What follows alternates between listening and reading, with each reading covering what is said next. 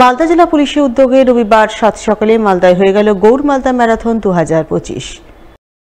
ম্যারাথনের উদ্বোধন পর্বে মূল আকর্ষণ হিসাবে উপস্থিত থেকে সকলের নজর কাড়লেন টলিউড অভিনেত্রী শুভশ্রী গাঙ্গুলি। এছাড়া উপস্থিত ছিলেন জেলা শাসক নিতিন সিংহানিয়া, জেলা পুলিশ সুপার প্রদীপ কুমার যাদব সহ অন্যান্যরা। তাদের উপস্থিতিতেই এদিন মালদা পুলিশ লাইন ময়দান থেকে জেলা পুলিশের গৌর মালদা ম্যারাথন 2025 শুরু হয়। মহিলা পুরুষ উভয় বিভাগে আয়োজিত ম্যারাথনে বহু প্রতিযোগী অংশগ্রহণ করেন। প্রতিযোগিতা শেষে সফল প্রতিযোগীদের হাতে ট্রফি সহ নগদ অর্থরাশির চেক তুলে দিয়ে পুরস্কৃত করেন জেলা পুলিশের আধিকারিকরা।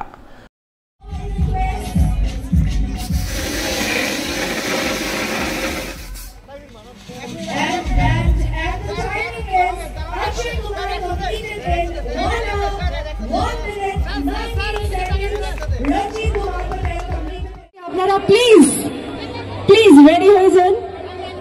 আর প্লিজ আরেকবার বলছি, কেউ দৌড়াদৌড়ি করবেন না, একদম সুস্থভাবে ম্যারাথনটা স্টার্ট করবেন।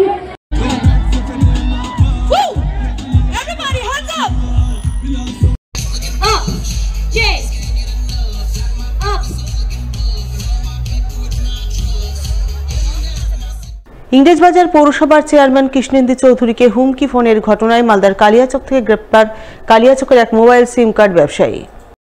পুলিশ সূত্রে জানা গেছে, ধৃত ব্যবসায়ীর নাম ওয়াসিম আকরাম, বাড়ি কালিয়াচকের মসিমপুর এলাকায়। তার মোবাইলে সিম কার্ড বিক্রির দোকান রয়েছে সুজাপুর স্ট্যান্ডে। সেখানে গত 8 বছর ধরে এই ব্যবসা করছে। প্রাথমিক তদন্তে পুলিশ জানতে পেরেছে, ইংরেজবাজার পৌরসভার চেয়ারম্যান কৃষ্ণেন্দু চৌধুরীকে হুমকি ফোন করার ঘটনায় ধৃত মূল চক্রী শাহাদাত শেখকে সে নাকি সিম কার্ড সাপ্লাই করেছিল। তাই পুলিশ তাকে এই ঘটনায় গ্রেপ্তার করেছে। উল্লেখ্য, গত শুক্রবার সকাল 10:30 নাগাদ ইংরেজবাজার পৌরসভার চেয়ারম্যান কৃষ্ণেন্দু চৌধুরীর মোবাইলে হুমকি ফোন আসে।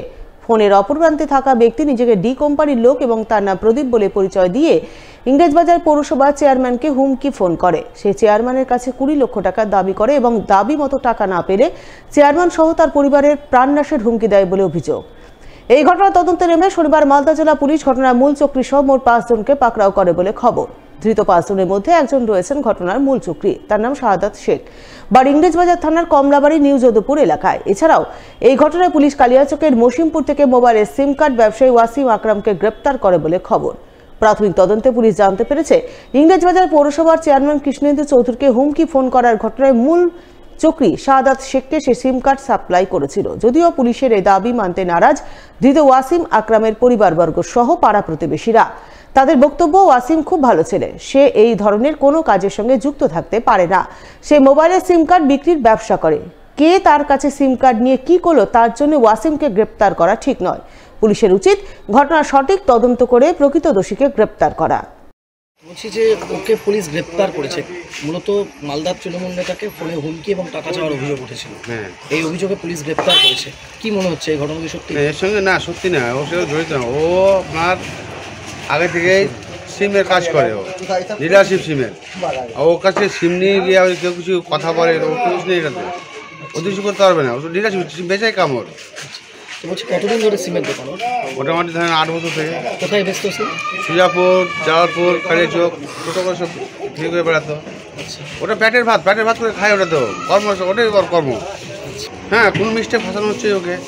তো যেটা শোনা যাচ্ছে যে শেখ শাহাদাতকে নাকি এই সিম দিয়েছিল।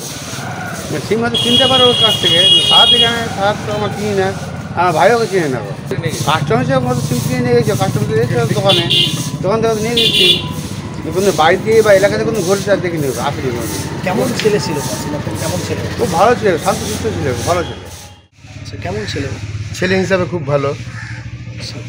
তো বলছি যে ওর বিরুদ্ধে যেটা অভিযোগ, যে পুলিশ ওকে গ্রেপ্তার করেছে, মালদার তৃণমূল নেতা কৃষ্ণেন্দু নারায়ণ চৌধুরীকে ফোনে হুমকি এবং টাকা চাওয়ার অভিযোগ উঠেছিল।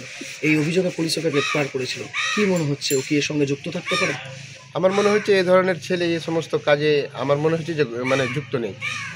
ওকে মনে হয় যে বাই মিস্টেক হয়তো সিম বিক্রি করে, মানে আগে থেকেই দেখি সিমের কাজ করে, তো ওর কাছ থেকে সিম নিয়ে গিয়ে কেউ যদি এরকম ধরনের প্রোপাগান্ডা মানে করে থাকে, তাহলে দোষীকেই ধরুক আর নির্দোষকে মানে ওকে রিলিভ করা হোক, ছাড়া হোক।